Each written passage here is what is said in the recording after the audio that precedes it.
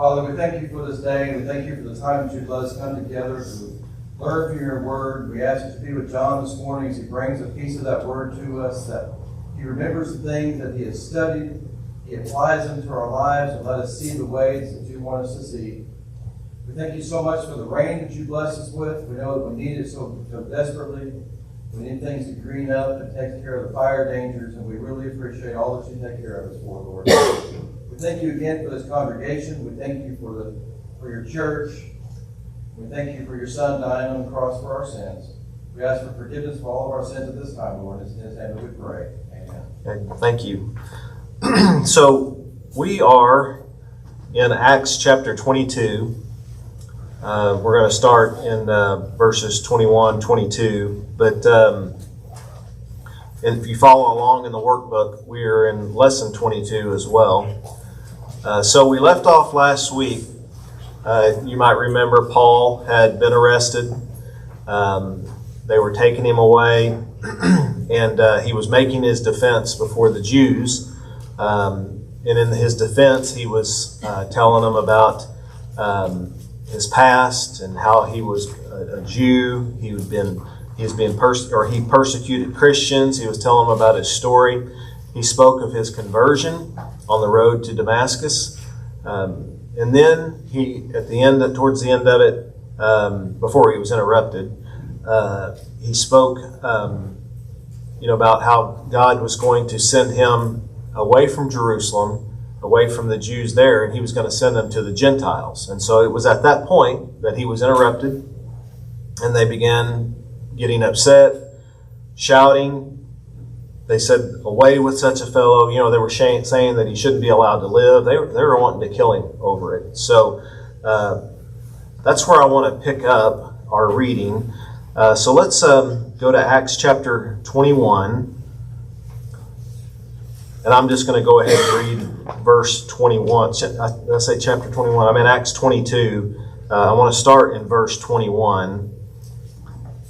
And in verse 21 it says, "Then he said to me, 'Depart, for I will send you far from here to the Gentiles.'" And then in verse 22, "And they listened to him until this word. Then they raised their voices and said, 'Away with such a fellow from the earth, for he is not fit to live.' Then as they cried out and tore their clothes and threw dust into the air, the commander ordered him to be brought into the barracks, and said that he should be examined under scourging, so that we might know why they shouted so against him. And so they bound him with thongs. Paul said to the centurion who stood by, 'Is it lawful for you to scourge a man who is a Roman and uncondemned?' When the centurion heard that, he went and told the commander, saying, 'Take care what you do, for this man is a Roman.' Then the commander came and said to him, 'Tell me, are you Roman?' He said, 'Yes.' The commander answered, 'With a large sum I obtained the citizenship.' And Paul said, 'But I was born a citizen.' Then immediately those who were about to examine him withdrew from him, and the commander was also afraid after he found out that he was a Roman, because he had bound him." So again, we see we are told, when he told them he was being sent by God to the Gentiles, the Jews lost it. They raised their voices. They wanted to kill him. And in verse 23, it says they tore their clothes. They threw dust in the air. And because of all the chaos and fear for Paul's safety, the commander ordered Paul to be taken back to the barracks. He couldn't get the information that he needed, with all the chaos and everything. They couldn't understand what Paul was saying because, you might remember Paul was speaking in Hebrew. So they couldn't understand what was being said. So they wanted to get to the bottom of it. They wanted to figure out what all was going on. And so their plan was they're going to take Paul back and they're going to get the information by scourging. They're going to, basically they're going to try to beat it out of him. Okay? And then verse 25, they bound him, so they could start scourging him. And then Paul realizes what's about to happen. And so he asks a question that stops them. Okay? He asked if it was legal to whip a Roman citizen who hasn't been tried. And of course, it's not lawful. And so this got their attention. And so they brought it to the attention of the commander. And so our book points out that there is severe punishment for lying about being a Roman citizen. And so, I think the penalty for lying about it is death. So when he tells them that, he's a Roman citizen, they tend to believe it. They're going to stop and investigate. And so that's what they do. Verse 26, when the commander heard this, he goes to Paul and he asks him directly if he's a Roman citizen, which Paul, tells him that he is. And so the commander assumes that Paul bought his citizenship, because that's what the commander did. The commander says he did it with a great sum of money, but Paul replies, that he didn't buy it. He was born. He was a citizen by birth. And so this is significant because Paul's standing is even higher than someone who was a citizen who purchased it. So he was a citizen by birth. So in verse 29, says the soldiers withdrew quickly. They're afraid because it's against the law for them to do this, and so they become afraid. They withdraw. The commander was frightened. He's frightened because he had ordered it. He had ordered that he be bound and whipped, and that would violate Roman law, and that comes with severe punishment too. Romans were protected by law from these type of punishments without a trial. And if they violated that, if these soldiers, the commander, if they violated it, there's severe punishment for them as well. That's why the soldiers withdrew and the commander becomes afraid. They can't do anything to him now, because it's against the Roman law. It comes with severe punishment. So, anybody have any thoughts or comments? Yes, Paul. One of the things that you need to realize is scourging. A lot of people have lived through the scourging. Mm-hmm. And if a Roman citizen was killed, my understanding, if they were done that way without the right hand, the people that done it were put to death. Yeah, and I think you're right. A lot of people don't make it past the scourging. They die because of it. But I think, if I remember right, if they were to beat him, scourge him without a trial, I think those soldiers could be subject to be put to death. That penalty may be death. And so that's why they became so afraid. And, when he tells them this, that he's a Roman citizen, it stops them, That's a pretty big, big deal. It is a big deal. Yeah, it is. Anybody have any other thoughts or comments on that section? Okay. Let's go ahead and read. We're going to read Acts 22, starting in verse 30, and then we're going to go through Acts 23, 1 through 11. So Acts 22, verse 30. The next day, because he wanted to know for certain why he was accused by the Jews, he released him from his bonds and commanded the chief priests and all the council to appear, and brought Paul down and set him before them. Chapter 23, verse 1. Then Paul, looking earnestly at the council, said, Men and brethren, I have lived in all good conscience before God until this day. And the high priest Ananias commanded those who stood by him to strike him on the mouth. Then Paul said to him, God will strike you with whitewashed wall, for you sit to judge me according to the law, and do you command me to be struck contrary to the law? And those who stood by said, Do you revile God's high priest? Then Paul said, I did not know, brethren, that he was the high priest, for it is written, You shall not speak evil of a ruler of your people. But when Paul perceived that one part were Sadducees and the other part Pharisees, he cried out in the council, Men and brethren, I am a Pharisee, the son of a Pharisee. Concerning the hope and resurrection of the dead, I am being judged. And when he had said this, a dissension arose between the Pharisees and the Sadducees, and the assembly was divided. For Sadducees say there is no resurrection and no angel or spirit, but the Pharisees confess both. Then there arose a loud outcry, and the scribes of the Pharisees' party arose and protested, saying, We find no evil in this man, but if a spirit or angel has spoken to him, let us not fight against God. Now when there arose a great dissension, the commander, fearing lest Paul might be pulled to pieces by them, commanded the soldiers to go down and take him by force from among them and bring him into the barracks. So in verse 30, it's the next day.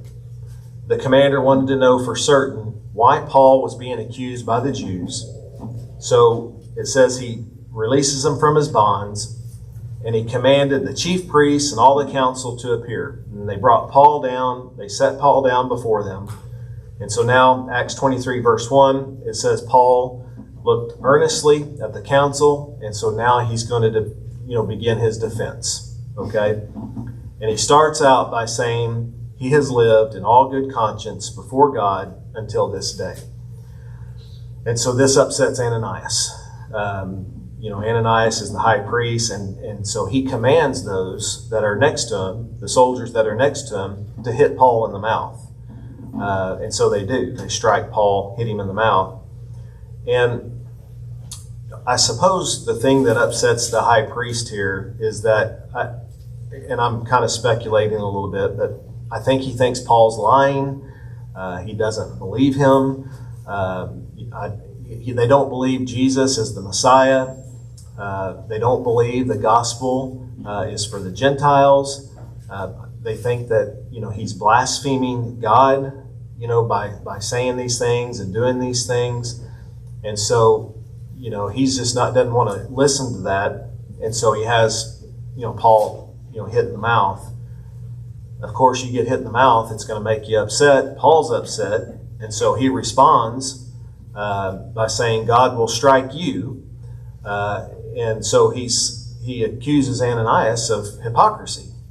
Ananias is judging him according to the law, but then he commands Paul be struck, which is a violation of the law. So he's accusing him of hypocrisy. In verse 4, Paul's question, about speaking to the high priest like this. And Paul responds, he didn't know that Ananias is the high priest. Otherwise he wouldn't have done it. And there's, it seems a little strange that he doesn't know who the high priest is, Paul being a Jew. But our book provides one reason I think that might help explain this. They provided two reasons, but two reasons are given for Paul not knowing who the high priest was. Paul was a Jew, but he had been converted to Christianity, and he had been on these missionary journeys. He hadn't been in Jerusalem. He had, these missionary journeys that he's been on, has taken him away from Jerusalem, and he probably didn't know who the high priest was. Traveling and being away, he's been out teaching Christianity, spreading the gospel. He's been on his journeys, traveling, so he probably didn't know who the high priest was at the time. And it appears from historical records that Ananias had not been the high priest very long. He was pretty newly appointed, from my understanding. He was just recently became the high priest. So he probably became high priest when Paul was away, during his time away from Jerusalem. That's why Paul didn't know who the high priest was. Another reason that was given in our book is that Paul, he may not have seen who it was that ordered him to be struck. And he didn't reference Ananias specifically by name, so he may not have known who it was that ordered him to be struck, and so he responded the way that he did. But either way, Paul didn't realize that Ananias was the high priest. And he says he didn't mean to speak to the high priest that way.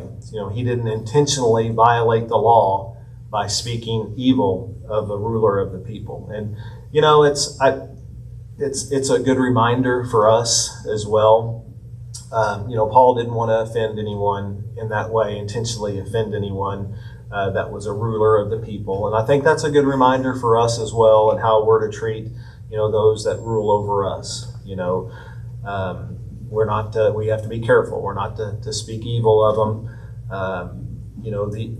I think this encompasses a lot of people. This could be your boss, at work. It could be, of course, it could be leadership in the church, elders, but also our government, officials, those that have rule over us and in charge. We have to be careful not to speak evil of them. That's not what we're told to do. We're to treat them with respect and submit to them, and we're not to speak evil of them. But getting back to our text in verse 6, Paul makes a political move in verse 6. He realizes that his accusers, they're part Pharisees, they're part Sadducees.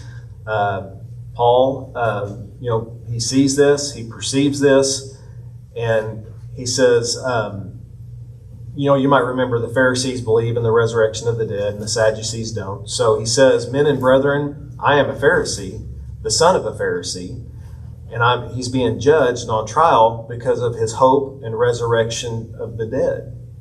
And this is true. And it also is true in a sense that, he believes and he is teaching, Christianity and his faith and his belief in the resurrection of Jesus from the dead. He is preaching that. And this appears intentional. I don't know why it's doing that.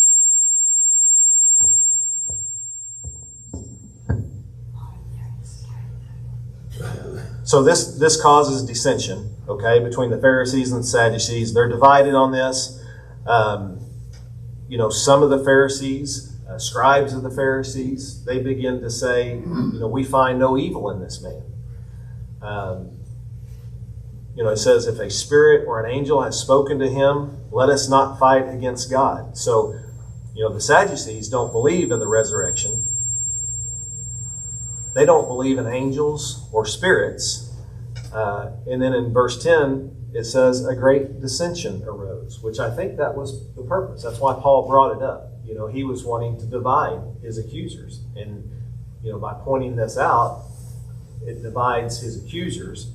And half of them, the Pharisees, are now on Paul's side saying, we don't find any evil in this man. So it's a political move that Paul made that helps his cause.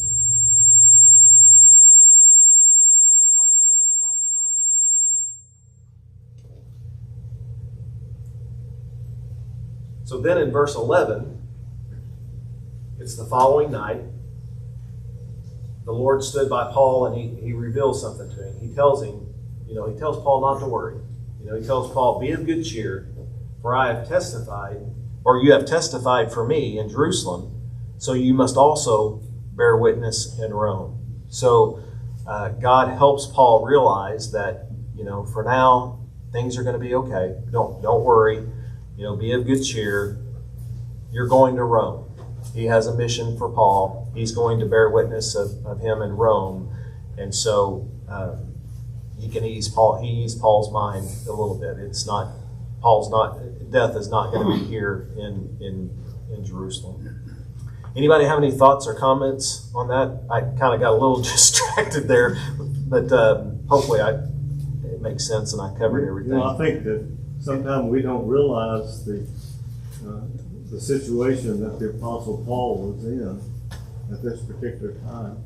Here he is. He has Roman citizenship, and he had one of the brightest futures before he became a Christian of anyone in the Roman government. And then he was a Pharisee. And of course, you know how the Pharisees fought the Sadducees. So there are different ones that were taking shots at Paul. And he really had a tremendous, can you imagine a person such as Paul, who happened to also be a Jew and had Roman citizenship, and God gave him the responsibility to go to these people. And here you have these people, the Romans, the Pharisees, the Sadducees, and all of them are attacking him And can you imagine the tremendous responsibility and strain that Paul was under at this time, just to bring the gospel of Jesus Christ to the world? Yeah, and all these things, you know, I know that he was fearful of what was about to happen. He knew what was about to happen to him. So you know that you couldn't help as a human to be concerned about that, you know, but it didn't stop him. It didn't stop knowing that something bad was coming. He didn't know what.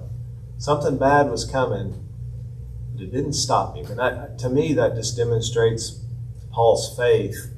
And I know I've mentioned this before, but if all this was a lie, you know what? Knowing these things were about to happen, these bad things, knowing that death was why would he keep going with this lie? And I think the answer is he wouldn't. I mean, Paul believed these things are true. It happened. He knows he's going to die, and he's willing to die for it.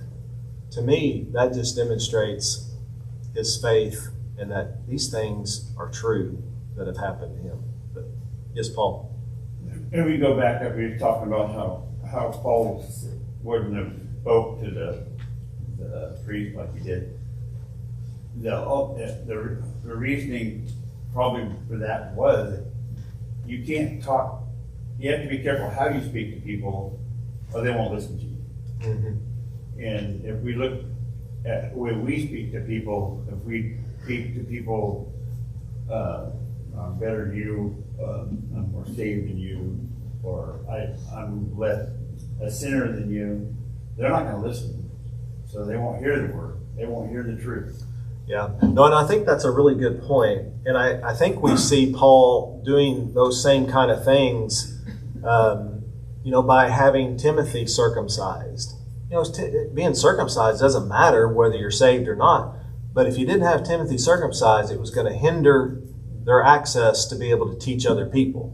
So I think your point is valid. You got to be careful not to offend in a way that keeps you from them hearing the gospel. And that's something that we certainly have to think about. And it's still giving the truth. Right, exactly. You can't compromise the truth, you know, but, you know, we don't have to, if there's ways that we can do that without offending, we need to consider. Yes, Rick? I think it's interesting to me that Paul has the Roman soldiers, the centurions, looking out for him. To me, that indicates that they have some second thoughts about what they're doing and how he should be treated, and not just because he's a Roman citizen, but he's protecting them from the Sadducees and Pharisees, or actually the Sadducees were the Pharisees. But I think it is your note that even the Roman soldiers are looking out for Paul at this time.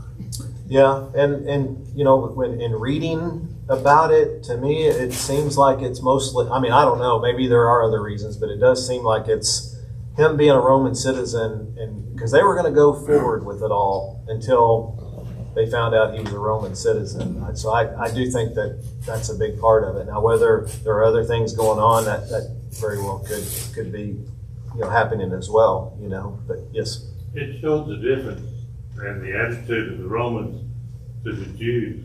They had no hesitation about scourging a Jew, but they weren't about to scourge a Roman. So, and I think if I remember right, if they had punished the Roman unlawfully, they were subject to the same punishment. Yeah, you're right. Yep, I think that's true too. Yeah.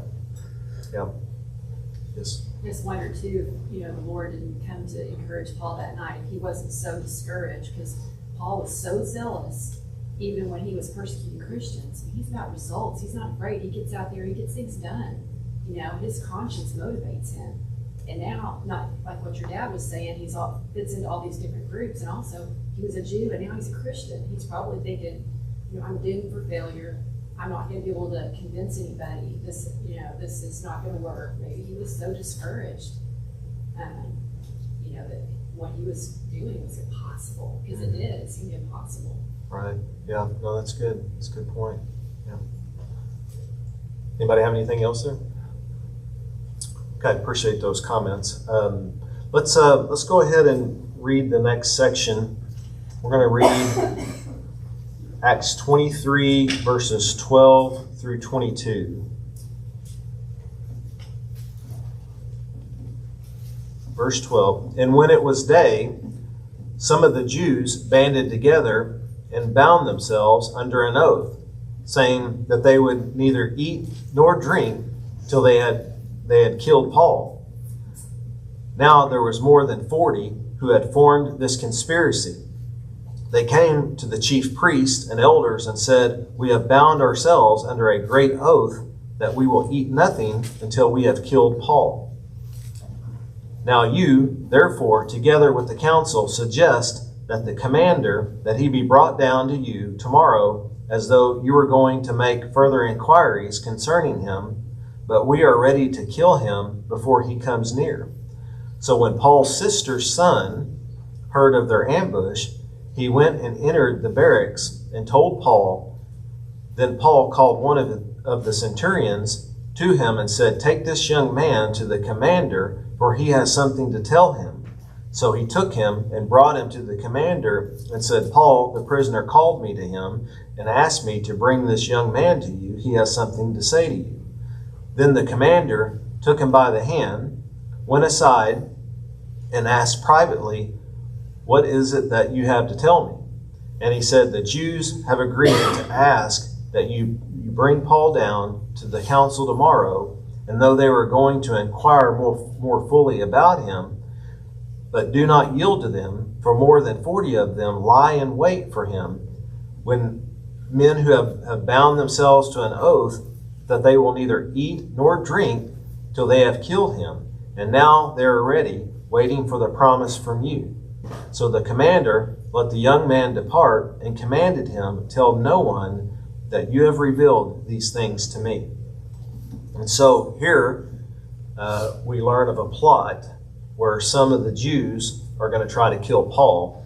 And, Kiri, your comment made me think, this may be one of the reasons why God went to him the night before and told him, that, be of good cheer. He's going to witness to him in Rome, because the next day he's going to find out about a plot to kill him. So in verse 12, it says, "Some Jews banded together and gave an oath that they wouldn't eat or drink until they had killed Paul." And so we learn in verse 13 that more than 40 Jews had joined this plot to conspire to kill him.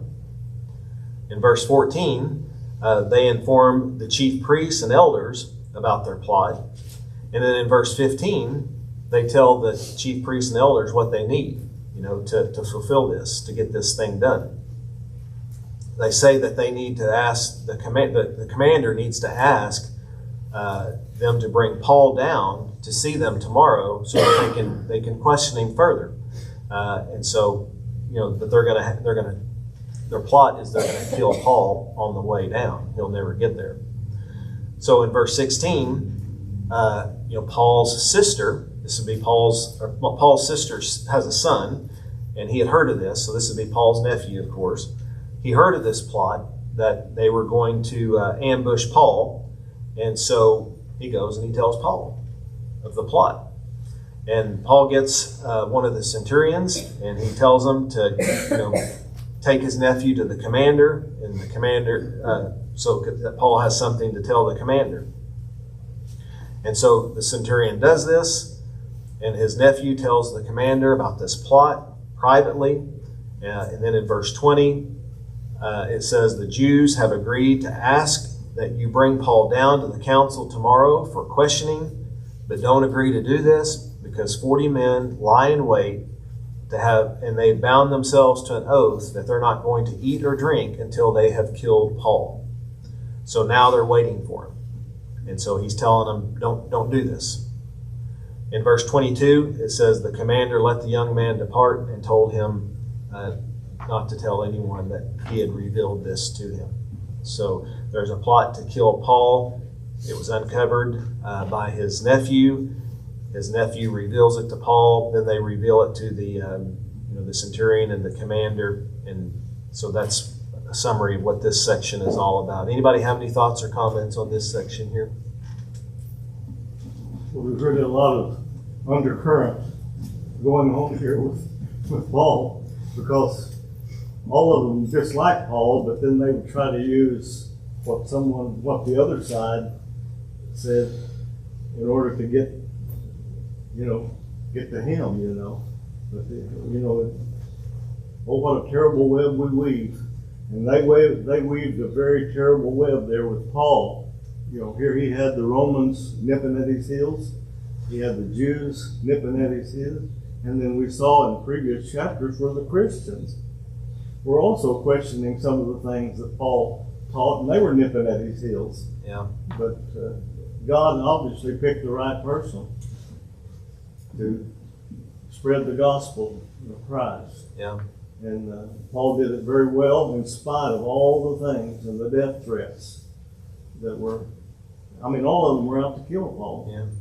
And he's human, and he probably did need some encouragement from God, to tell him, be of good cheer, I'm sure that kept Paul going.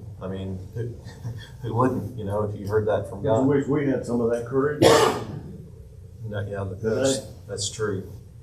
That's true. Anybody have anything else there? Okay, let's go ahead and move on to the next section, and we're going to read verses 23 through 35. So Acts 23, verse 23 through 35. Verse 23, and he called for 2 centurions, saying, prepare 200 soldiers, 70 horsemen, and 200 spearmen to go to Caesarea at the 3rd hour of the night, and provide mounts to set Paul on, and bring him safely to Felix the governor. He wrote a letter in the following manner: Claudius Lysias, to the most excellent governor Felix, greetings. This man was seized by the Jews, and was about to be killed by them. Coming with the troops, I rescued him, having learned that he was a Roman. And when I wanted to know the reason they accuse him, I brought him before their council. I found out that he was accused concerning questions of their law, but had nothing charged against him deserving of death or chains.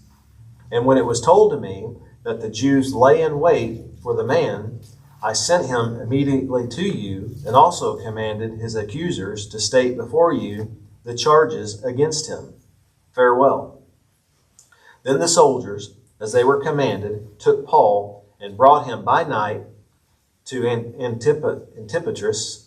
The next day they left the horsemen to go on with him and return the barracks. When they came to Caesarea and had delivered the letter to the governor, they also presented Paul to him. And when the governor had read it, he asked what province he was from.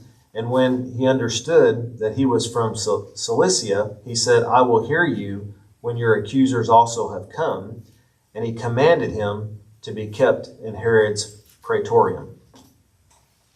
Okay, so after the commander hears of the plot of the Jews, to kill Paul, who is a Roman citizen, they decided that they better get him out of the city. They needed to get him out of there, before he's killed. And so in verse 23, he orders the centurions, 2 centurions, to prepare 200 soldiers. So a centurion was just a leader of the soldiers. They were a leader over 100. So if you wanted 200 soldiers, you'd have 2 centurions. So he orders 2 centurions to prepare 200 soldiers, 70 horsemen, and 200 spearmen, and take Paul to Caesarea. And it says, do this the 3rd hour, which the 3rd hour is going to be about 9 p.m., or it's going to be 9 p.m. of the night. They're going to do this. And so in total, that's 470 men. He's got 470 men to protect Paul, to take him to Caesarea before Felix the governor. That's a lot of men. It says to provide mounts for Paul, to set him on and take him safely to Felix the governor. So he wants him out of the city for safety, and he's going to escalate this to the governor to hear the case. And then in verse 26, it says that he writes a letter, and I just kind of want to read that again, verses 25 through 30. I want to read this letter again. So in this letter, it says, he wrote a letter in the following manner: Claudius Lysias, To the most excellent Governor Felix, greetings. This man was seized by the Jews and was about to be killed by them. Coming with the troops, I rescued him, having learned that he was a Roman. And when I wanted to know the reasons they accuse him, I brought him before their council. I found out that he was accused concerning questions of their law, but had nothing charged against him deserving of death or chains. And when it was told to me, the Jews lay in wait for this man, I sent him immediately to you, and also commanded his accusers to state before you the charges against him. And so in verse 26, we get the commander's name. His name's Claudius Lysias. And so he reports to Felix, the arrest of Paul by the Jews, and that it has to do with the Jewish law. And so it's interesting to me in this letter, he certainly portrays himself in the best possible light to Felix. He says, I rescued him once I learned that he was Roman. But anyway, I thought that was interesting. But so the commander had sent Paul to Felix and told Paul's accusers to bring their charges against him to Felix. And so Paul, he's in Caesarea. They deliver this letter to Felix. And once, Felix reads it, he found out from Paul what province he was from. And when he understood Paul was from Cilicia, he agrees to hear the case. So now in verse 35, it says, they're going to wait. Now they wait for the accusers to come. And while they're waiting, Paul is kept in Herod's praetorium. And so I think our book points out this praetorium was built by Herod the Great, and it was something that they were using now, kind of like the headquarters of Judea. And so anyway, that's where Paul is, and now they're waiting for his accusers to come, and so they can have this trial. Anybody have any thoughts or comments on that section there? Paul. Bill. I'm thinking Paul. The Romans had a fairly lax attitude about the people they had conquered and allowing them to have their religions and carry about their ceremony. The biggest two things that they really worried about was collecting taxes and not having trouble. And by sending that number of soldiers, there's no way 40 people are going to attack 470 battle-hardened soldiers. They're just going to look at that and leave it alone. Mm-hmm. So he's just making sure there's no trouble. I agree. I think that's true. I think he also is sending a message that he's doing everything he can to protect Paul, because he had ordered Paul to be scourged. Sure. I think he was concerned about the repercussions of that, and that this is something he can say, hey, look what I did. Once I found out, this is what I did to protect myself. I think there's, in the letter that he wrote, I saved this guy. Once I found out, he's trying to clear his own name. To me, it looks like. Anyway. Anybody have anything else there? You think there's hierarchy of Romans? Was Paul a more important Roman than others to get all this attention? I think that's true. In what I read about, being a Roman citizen comes privileges, right? But also, from what I read, it sounded like because he was born a Roman citizen, he even had more standing, I don't know how you want to say it, but more rights, more privileges being born a Roman citizen than someone that had purchased their citizenship. So I do think that it appears, whether it was written or just, or not, I think there was some privileges that came with that for sure. Anything else there? Okay, well, we don't have much time left, and so I'm going to go ahead and end there. And so, Lord willing, next week we will begin, I guess it'd be lesson 23. It'd be Acts chapter 24. Thank you, appreciate all the comments.